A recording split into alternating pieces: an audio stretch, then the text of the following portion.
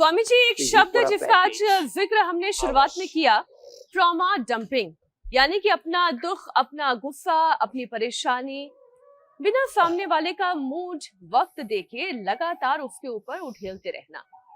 पर सवाल यह है कि जो इंसान अपना दुख सुना रहा है, जो लगातार सुन रहा है, दोनों का ही स्ट्रेस बढ़ता जा रहा है।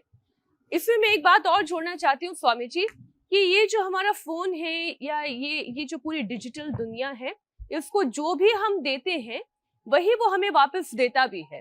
जैसे इंसान भी अगर किसी को खुशी देगा तो उसको बदले में खुशी मिलती है, ठीक वैसे ही ये सिस्टम भी काम करता है। आप जो भी इंस्टाग्राम पर देख रहे होंगे, जो भी आप यूट्यूब पर देख रहे होंगे, उसी से जुड़ी हुई चीजें फिर आपके पूरी डिजिटल डेटाबेस में एक के बाद एक आती जाएंगी। आप कोई मान लीजिए दुख देख रहा होगा, उसे दुख भरे कोट्स ही देखती रहेंगी, दुख भरे गाने ही उनके फोन पर फिर एक के बाद एक पीछे लगकर आते रहेंगे।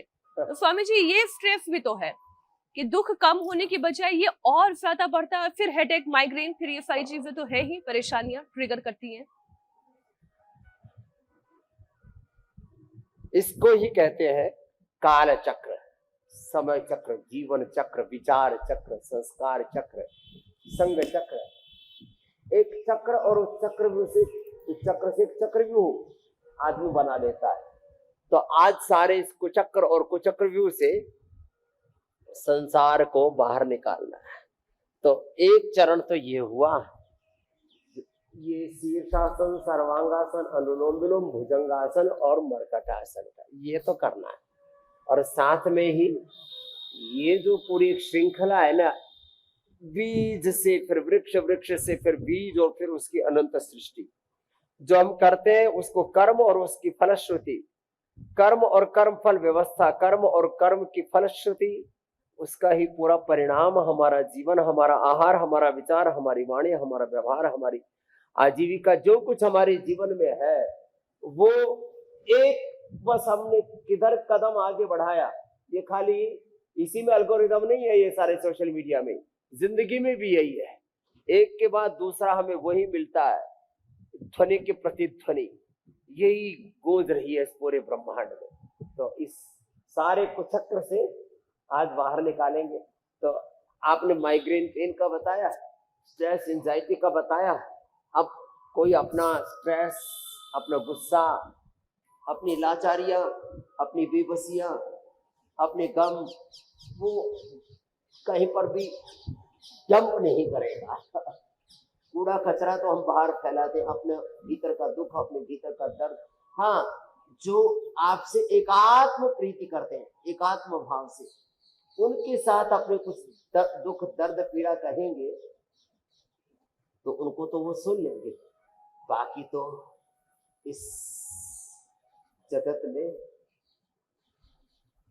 बहुत बुरा हाल है। तो ये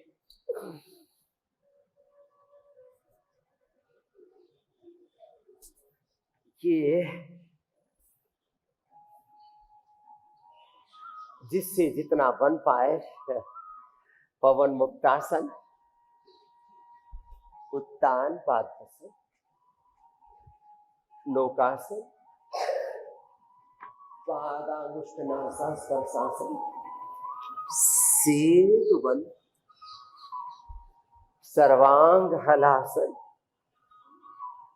सर्वांगासन, हलासन, अर्ध हलासन, पाद वृत्तासन, द्विचक्रिकासन, ये दो।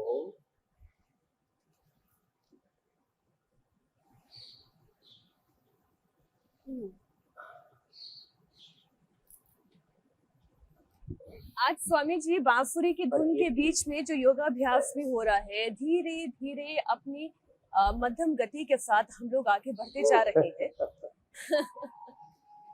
तो ये बात तो सही है स्वामी जी। इस भागती दौड़ती हुई सी दुनिया में कभी कभी थोड़ा सा स्लो होकर, थोड़ा सा धीमा होकर अपने आप को भी सुनने की जरूरत है।